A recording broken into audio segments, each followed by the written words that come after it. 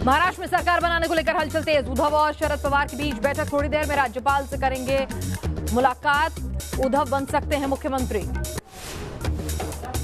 शिवसेना ने तोड़ा बीजेपी से रिश्ता। केंद्र से मंत्री अरविंद सावंत ने दिया इस्तीफा। एनसीपी और कांग्रेस ने अभी तक शिवसेना को समर्थन देने पर नहीं खोले पत्ते। सरकार बनाने से इनकार के बाद बीजेपी कोर ग्रुप की बैठक। देवेंद्र फडणवीस के घर पर बैठक। सियासी हालात पर होगी चर्चा। दिल्ली में फीस के मुद्दे पर जेएनयू में छात्र और प्रशासन के बीच छिड़ी जंग। सैकड़ों छात्रों ने सड़क पर उतरकर किया हंगामा। पुलिस ने छात्रों को हिरासत में लिया। अयोध्या राम मंदिर पर सुप्रीम कोर्ट के फैसले के बाद कल्याण सिंह ने फैसले का किया स्वागत। कहा, राम मंदिर था मेरा सपना, सबके हित में लिया गया फैसला। सबसे बड़े फैसले के बाद अयोध्या में सब कुछ सामान्य। सुरक्षा चाक चौबंद। घर आने जाने वाले की हो रही है चेकिंग। आईटीबीपी के स्थापना दिवस पर जवानों ने जमीन से आसमान तक दिखाया पराक्रम। रेजिंग डे पर एक से बढ़कर एक करतब दिखाया। जम्मू कश्मीर के बांदीपोरा में आतंकियों के साथ सुरक्षा बलों की मुठभेड़। 2 आतंकियों के ढेर होने की खबर। इलाके में सुरक्षा बलों का सर्च ऑपरेशन जारी। हैदराबाद में टला बड़ा हादसा। 2 ट्रेनों के आमने सामने हुई टक्कर। काजीपुड़ा रेलवे स्टेशन पर हुआ हादसा। 5 लोगों को आई मामूली चोट। दिल्ली एनसीआर में फिर बढ़ा प्रदूषण। गाजियाबाद और नोएडा में हालात और भी ज्यादा खराब। प्याज कारोबारियों पर देश भर में हुई छापेमारी। दिल्ली से गुजरात तक 100 से ज्यादा ठिकानों पर विभाग की रेड। जमाखोरी के खिलाफ बड़ा एक्शन। लगातार 12वें महीने ऑटोमोबाइल सेक्टर में गिरावट। त्योहार के दौरान भी नहीं बिक्री बढ़ी। 6.34% की गिरावट सेल्स में। दोपहिया गाड़ियों का उत्पादन भी घटा।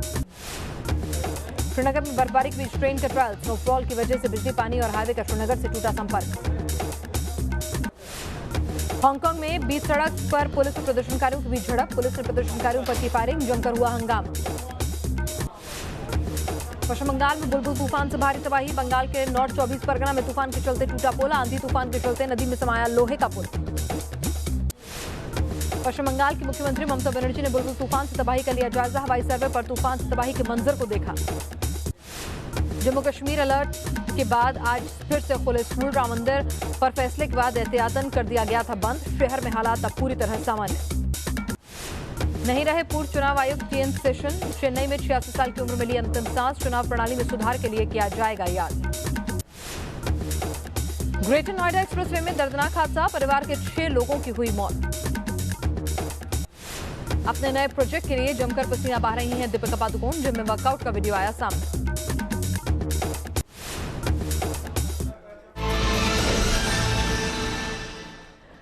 महाराष्ट्र के खेमे से बड़ी खबर आ रही है। शिवसेना को समर्थन देंगे मुद्दे पर सोनिया गांधी के घर पर सीडब्ल्यूसी की बैठक जारी है। महाराष्ट्र के बड़े नेता सीडब्ल्यूसी की बैठक में मौजूद हैं। शिवसेना को समर्थन देना है कि नहीं, इस बाबत जो है फैसला लिया जा रहा है। सोनिया गांधी इस बैठक की अध्यक्षता कर रही हैं।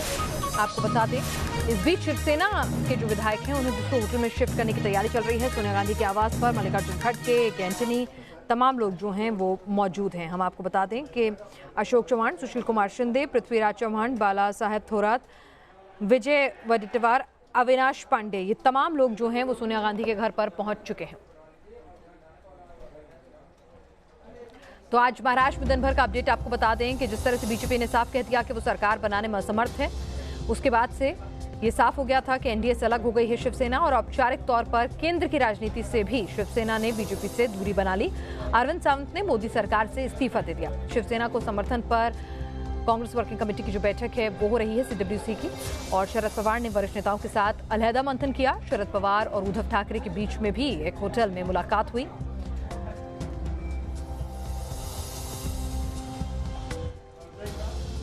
शिवसेना सरकार बनाने को तैयार है और एनसीपी कांग्रेस के फैसले का इंतजार है। कांग्रेस जो है समर्थन करे विचारधारा के साथ कॉम्प्रोमाइज करके या नहीं, इस पर अपने विधायकों की राय जानना चाहती है कि विधायकों का मन क्या कुछ कहता है, उसको टटोलना चाहती है और उसके बाद ही अंतिम फैसला लेना चाहती है। इस बीच बीजेपी भी कोर कमेटी की बैठक जो है वो करेगी कि सबसे बड़ी पार्टी होने के बावजूद भी, 100 से ज्यादा सीटें होने के बावजूद भी सत्ता उनके हाथ से निकल रही है, तो क्या कुछ रोल बतौर विपक्ष वो निभाएंगे। शिवसेना, कांग्रेस और एनसीपी का क्या कहना है, ये भी सुन लीजिए। सामंजस्य की, विश्वास की, मित्रता की, उसको ठेस पहुंचाने वाली बात हुई। और ठाकरे परिवार, आप जानते हो, जो जवान देते हैं तो 100% उस जवान को संभालते हैं। अब जब करार मदार हुआ तो उसको संभाला नहीं, उससे वातावरण खराब हुआ और आज हमारा गठबंधन वहां नहीं रहा और अब नई सरकार बनने जा रही है। साथ मल्लिकार्जुन खड़गे साहब हैं। सर, इतनी बड़ी बैठक आयोजित हुई, सर क्या फैसला हुआ था? यही कि स्टेट लीडर्स को पूरे बुलाकर उनसे बातचीत करने के बाद आगे का कदम उठाएंगे। सर, क्या मानना चाहिए कि आप लोग समर्थन करेंगे शिवसेना? बस इतना ही है मेरे को ब्रीफिंग की। चलिए, हमारे साथ इस वक्त हमारे रिपोर्टर जुड़ चुके हैं। दिल्ली से मोहितराज दुबे इस वक्त हमारे साथ जुड़ चुके हैं और मुंबई से हमारे साथ शैलेंद्र इस वक्त जुड़ चुके हैं। पहले दिल्ली में क्या कुछ हलचल है जान लेते हैं। कांग्रेस के बीच में सीडब्ल्यूसी की जो बैठक हो रही है, तमाम पूर्व मुख्यमंत्री, महाराष्ट्र की राजनीति के बड़े नेता वहां पर पहुंच चुके हैं। कांग्रेस आखिर इतना वक्त क्यों ले रही है? क्या उनको अपनी आइडियोलॉजी से समझौता करने में दिक्कत है? ये लंबी वक्त में जाके नुकसानदेह होगा, या फिर वो अपने विधायकों का मन टटोलने लेना चाहती है कि वो सत्ता में शामिल होना चाहते हैं, कि सत्ता से बाहर रहकर समर्थन देना चाहते हैं?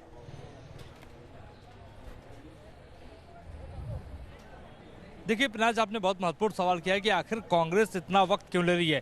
कांग्रेस की ये चौथी बड़ी मीटिंग कही जा सकती है। कल रात को 9:30 बजे को सोनिया गांधी ने बैठक की, उसके बाद सुबह उन्होंने कांग्रेस वर्किंग कमेटी की बैठक की, उसके बाद उन्होंने कोर कमेटी के सदस्यों के साथ बैठक की, और चौथी एक बड़ी बैठक महाराष्ट्र के नेताओं के साथ सोनिया गांधी इस वक्त कर रही हैं। इस बैठक में महाराष्ट्र के कई बड़े नेता शामिल हैं। महाराष्ट्र के पूर्व मुख्यमंत्री अशोक चौहान मौजूद है, अविनाश पांडे जो प्रभारी राजस्थान के महासचिव, वो भी, क्योंकि मध्य प्रदेश वो महाराष्ट्र के, इसलिए उनको इस बैठक में बुलाया गया। इसके अलावा अगर हम बात करें तो अहमद पटेल, ए के एंटोनी के सहित तमाम बड़े नेता हैं। लेकिन अब बारी है खुलासा करने की, सस्पेंस को साफ करने की कि अब कांग्रेस करना क्या चाहती है। लेकिन सूत्रों के हवाले से पिनाज आपको बता दें, हमारे पास एक खबर है कि कांग्रेस जो है वो शिवसेना का समर्थन करेगी, लेकिन बाहर से करेगी कि अंदर से करेगी वो बैठक के बाद साफ होगा। लेकिन इसके अलावा आपको ये भी बताते चले कि जो लगातार जो बैठकों का दौर रहा, उसमें से ज्यादातर विधायकों ने, खासतौर पे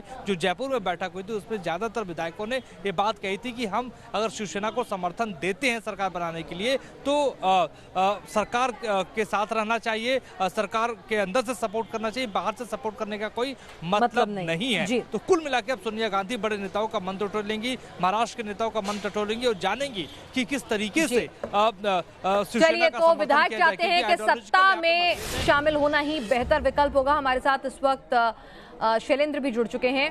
शैलेंद्र, यहाँ पर इंतजार करवाया जा रहा है शिवसेना को, क्या कुछ फॉर्मूला जो है वो बनता हुआ दिख रहा है? क्या 50-50 का फॉर्मूला होगा कि भाई 2.5 साल उद्धव मुख्यमंत्री पद संभालेंगे, 2.5 साल शिवसेना की तरफ से कोई होगा? क्या कुछ यहाँ पर फॉर्मूला बनता नजर आ रहा है नई सरकार के लिए?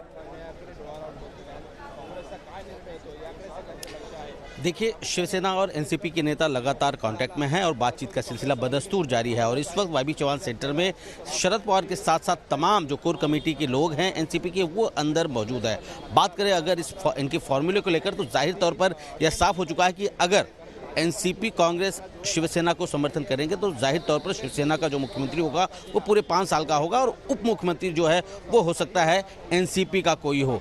जाहिर तौर पर अगर इस फॉर्मूले की बात करें तो 1995 का जो फॉर्मूला था उसके मुताबिक यही था, जो सबसे बड़ी पार्टी होगी उसका मुख्यमंत्री होगा, उसके बाद जो सेकेंड पार्टी होगी उसका उप मुख्यमंत्री होगा। और उम्मीद की जा रही है कि इसी फॉर्मूले के तहत अगर शिवसेना को समर्थन करती है एनसीपी और कांग्रेस, तो इसी फॉर्मूले के तहत सरकार का गठन होगा। फिलहाल एनसीपी खेमे में इंतजार है कांग्रेस वर्किंग कमेटी की जो बैठक हो रही है, उसके बाद यहां से एनसीपी अपना पत्ता खोलेगी। जी चलिए, तो अब सरकार बनाने का रास्ता जो है वो साफ हो रहा है, और अब जिसे कहते हैं मोल भाव एक तरह से किया जा रहा है कि किसके खाते में क्या कुछ जाएगा। आगे बढ़ते हैं। इस बीच आपको बता दें कि जम्मू कश्मीर से भी अहम खबर आ रही है बांदीपुरा एनकाउंटर की, जहां पर सेना को एक अहम कामयाबी मिली है। एनकाउंटर में 2 आतंकियों को ढेर कर दिया गया है और सर्च ऑपरेशन लगातार जारी है।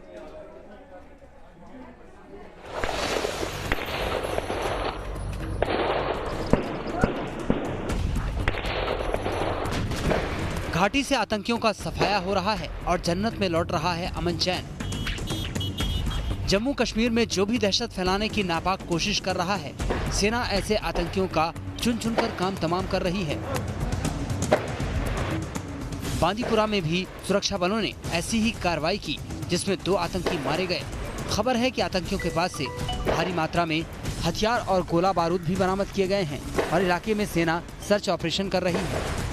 दरअसल सुरक्षा बलों को खबर मिली थी कि बांदीपोरा के लावडूरा में 2 आतंकी छिपे हैं। इसके बाद सुरक्षा बलों ने जाल बिछाया और रविवार शाम को ही आतंकियों को घेर दिया। रविवार को एनकाउंटर में सेना ने एक आतंकी को मार गिराया और फिर सोमवार सुबह एनकाउंटर में एक और आतंकी को ढेर कर दिया। एक तरफ आतंकी घाटी में घुसपैठ करने और माहौल बिगाड़ने की पूरी कोशिश कर रहे हैं, तो वहीं मुस्तैद सुरक्षा बल आतंकियों के लिए काल बने हुए हैं। घाटी में लगातार सेना कड़ी कार्रवाई कर रही है। कुछ दिनों पहले आतंकी संगठन अंसार गजवात उल हिंद का चीफ ढेर हुआ था। अब्दुल हमीद लल्हारी को एनकाउंटर में ढेर किया था। बता दें कि ये वही आतंकी संगठन है जिसका मुखिया जाकिर मूसा हुआ करता था, लेकिन बाद में अब्दुल हमीद लल्हारी ने मूसा की कमान संभाल ली। अब्दुल लल्हारी के बाद अब बांदीपुरा में भी 2 दहशतगर्दों को ढेर कर सेना ने साफ कर दिया है कि जो भी जन्नत में जहर फैलाएगा वो इसी तरह जहन्नुम में पहुंचा दिया जाएगा। Team news nation. और इस बीच जेएनयू में छात्रों का विरोध जो है लगातार बढ़ता जा रहा है। वीसी ने साफ इनकार कर दिया है कि वो छात्रों से किसी तरह की बातचीत नहीं करेंगे, लेकिन प्रदर्शन जो है अब उग्र रूप अख्तियार कर रहा है। आप तस्वीरें देख रहे हैं किस तरह से पुलिस और छात्रों के बीच में जो है वो तीखी झड़प हो रही है और पुलिस को काफ़ी दिक्कतें आ रही हैं।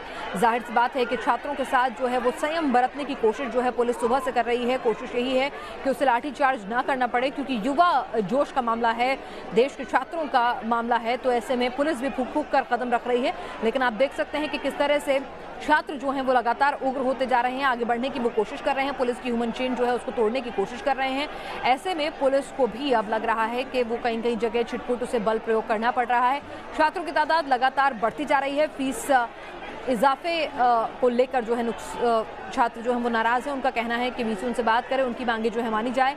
और आप देखिए उससे पहले सुबह आज किस तरह का प्रदर्शन हुआ। जो पुलिस ने बैरिकेडिंग की थी एहतियातन, उसको भी जो है पूरी तरह से छात्रों ने तोड़ गिराया और उसको क्रॉस करके वो आगे की तरफ भाग निकले।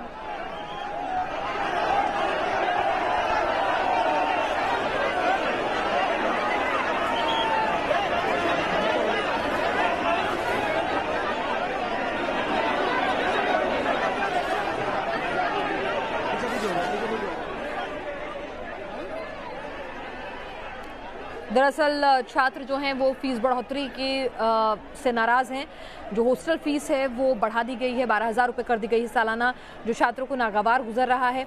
और ऐसे में वो फीस से इजाफे में वापसी की मांग को लेकर अपना विरोध प्रदर्शन कर रहे हैं। आप देख सकते हैं कि जेएनयू में कितनी बड़ी तादाद में छात्र जो हैं वहाँ पहुँच गए हैं। सुबह से ही छात्र जो है वहाँ पर विरोध प्रदर्शन के लिए जुटना शुरू हो गए थे। आज कैंपस में कार्यक्रम भी था, तमाम मंत्री और तमाम बड़े अधिकारी जो हैं जेएनयू के वहाँ मौजूद थे। छात्र चाहते थे कि उनकी बातें जो है सुनी जाएं और इसीलिए वो इस समारोह के दौरान जो है और ज़्यादा बड़ी तादाद में पहुंचकर प्रदर्शन करना चाह रहे थे। पुलिस बल ने उनको रोकने की कोशिश की, तो नतीजा ये हुआ है कि पुलिस के साथ उनकी थोड़ी बहुत झड़प की भी खबरें आ रही हैं। और आप देखिए कि किस तरह से छात्र बैरिकेडिंग को तोड़ते हुए आगे बढ़ गए और साथ ही पुलिस बल जो है वो अब संयम तो बरत रहा है, लेकिन साथ ही साथ जिस तरह से छात्रों की तादाद बढ़ती जा रही है, छात्र हिंसक होते जा रहे हैं, तो अब पुलिस भी बल प्रयोग करने से गुरेज नहीं करेगी।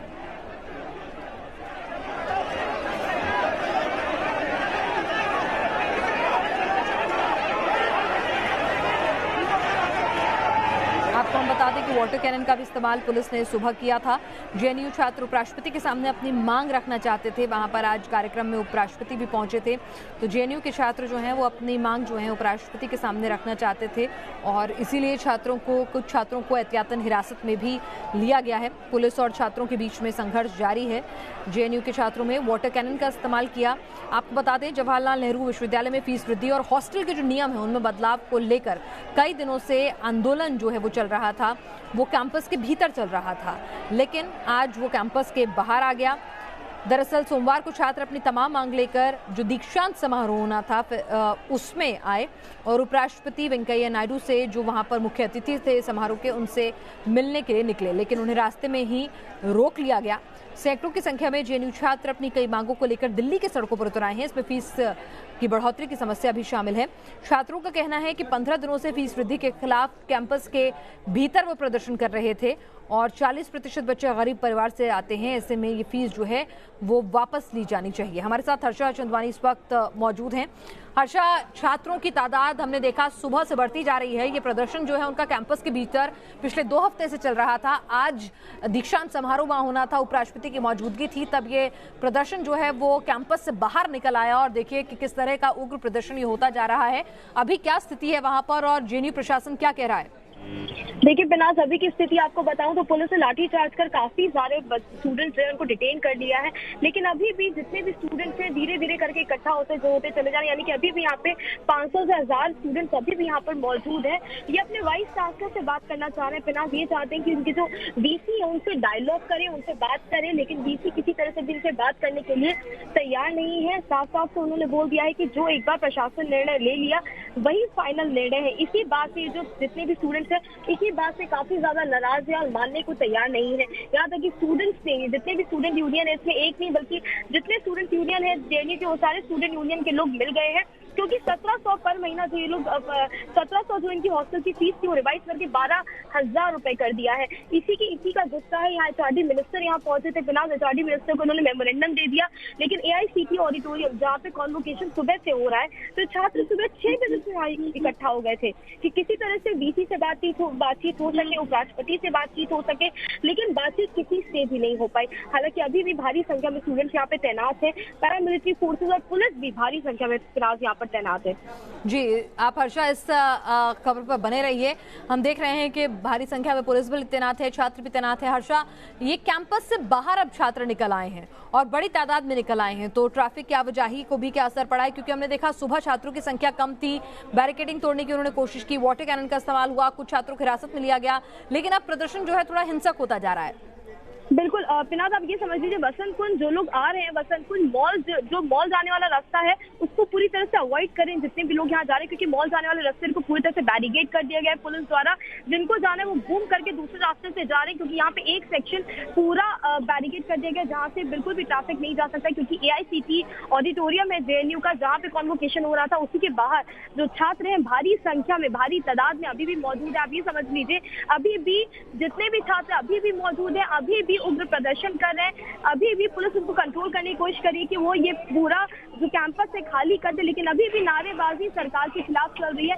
अभी भी जो हिंसक प्रदर्शन है वो अभी भी है। वो गेट पर जो मेन ऑडिटोरियम का गेट है उस पर सारे स्टूडेंट्स अभी बने हुए हैं और लगातार यहाँ पे शोर मचा रहे, चिल्ला रहे हैं कि किसी तरह वाइस चांसलर को बुलाया जाए, लेकिन वाइस चांसलर यहाँ से निकल चुके हैं और इन्होंने मेमोरेंडम दिया, लेकिन वाइस चांसलर साफ बोल दिया है कि प्रशासन के आखिरी निर्णय है। लेकिन स्टूडेंट यूनियन ने भी डिसीजन लिया है कि जब तक वाइस चांसलर बात नहीं करेंगे तब तक वो ये जगह खाली नहीं करेंगे। पुलिस के डिटेन करने के बावजूद धीरे धीरे स्टूडेंट कैंपस से और स्टूडेंट्स निकल के आ रहे हैं। बिनाज जी, तो कैंपस से और स्टूडेंट्स निकल कर आ रहे हैं, स्टूडेंट्स एकता का वो परिचय दे रहे हैं। इस बीच जो है जेएनयू प्रशासन ने भी सख्ती का रुख अपनाया हुआ है और उनका कहना है कि वो किसी भी तरह से छात्रों से कोई बातचीत नहीं करेंगे।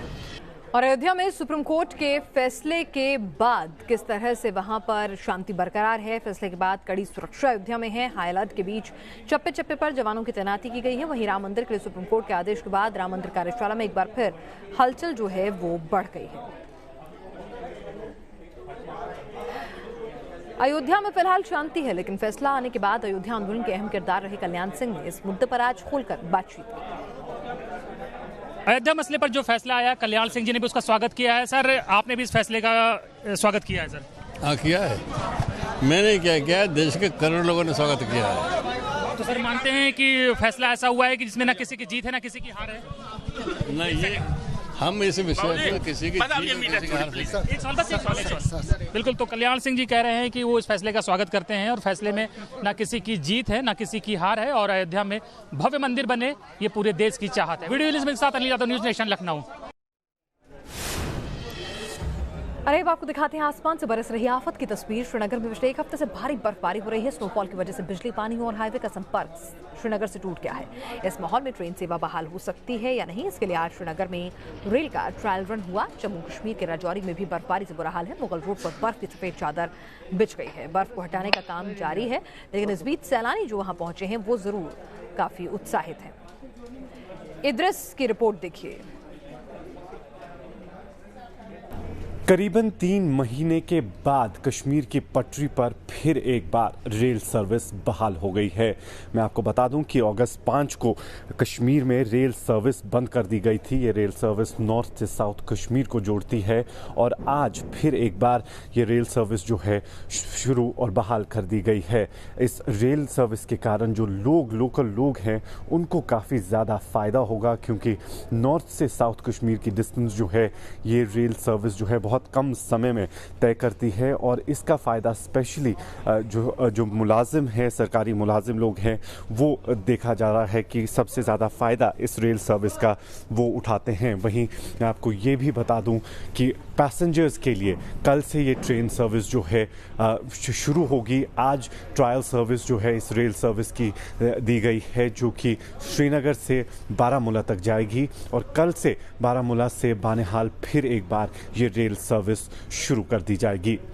वीडियो जर्नलिस्ट मोहम्मद यूनुस के साथ Idris loan, news nation, Srinagar. भारी बर्फबारी और लैंडस्लाइड की वजह से जम्मू श्रीनगर हाईवे बंद है। सड़क के दोनों तरफ ट्रकों की कतार खड़ी है। रास्ता साफ करने का काम जारी है। जम्मू से न्यूज़ नेशन संवाददाता शहनवाज खान की ये रिपोर्ट देखिए। जम्मू कश्मीर में हुई बारिश और बर्फबारी के बाद आज जम्मू श्रीनगर नेशनल हाईवे तीसरे दिन बंद है। दरअसल लगातार जम्मू से श्रीनगर के बीच कई ऐसे पॉइंट्स हैं जहां पर लैंडस्लाइड्स जो हैं वो पिछले कई दिनों से आ रहे हैं और कल शाम को डिगडॉल इलाका पड़ता है रामबन के पास, वहां एक बड़ा लैंडस्लाइड जो है वो आया है, जिसके बाद हजारों गाड़ियां जो हैं वो जम्मू श्रीनगर नेशनल हाईवे पर फंस गई है। और आप देख सकते हैं कि जम्मू श्रीनगर नेशनल हाईवे पे इस समय ट्रक्स की लाइन जो है वो यहाँ पर लगी हुई है। इसके अलावा जिस जगह पर लैंडस्लाइड आया हुआ है उसके दोनों साइड पर कई यात्री गाड़ियां जो हैं वो वहां पर फंसी हुई हैं और कोशिश लगातार एडमिनिस्ट्रेशन ये कर रहा है कि जल्द से जल्द जो रास्ता है उसको साफ कर दिया जाए। वीडियो जर्नलिस्ट इजाज अहमद के साथ Shahnawaz Khan, news nation, Jammu Srinagar national highway. इस बुलेटिन में फिलहाल के लिए इतना ही। देश और दुनिया की तमाम अहम खबरों के लिए आप बने रहिए न्यूज़ नेशन के साथ।